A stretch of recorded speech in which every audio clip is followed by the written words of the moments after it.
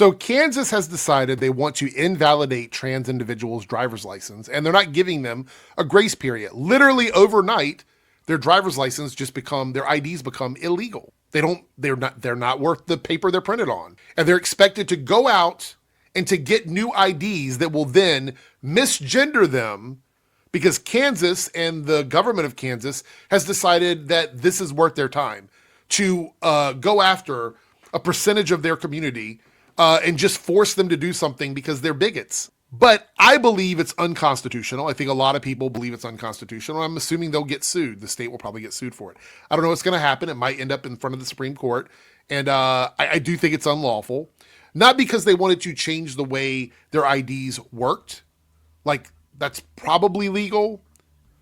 But invalidating an ID and making it happen without like a 30-day grace period, saying you got 30 days to come in and trade your ID out or whatever. No, they're not doing that. They're saying today it's valid, tomorrow it's not, and literally you're just fucked. So if you're somewhere working where you need your ID for work, you're screwed. If you're driving to the DMV, Department of Motor Vehicles, whatever you're doing there, you're going to be screwed if you get pulled over because you don't have a valid driver's license. You'll end up with a ticket. There's just so many scenarios. You can't buy things. Like if you need medication where you have to have an ID, that won't work anymore. And it's disgusting. It's awful. But here, NBC Out says more than 70 bills targeting members of the LGBT community were passed into law in states across the country last year, according to the ACLU. It was never about, I know they wanted you to believe this. If you're somebody that is conservative and they tricked you into believing that's what all of this is about, it was never about that. It was about oppressing and going after queer people, trans people, gay people.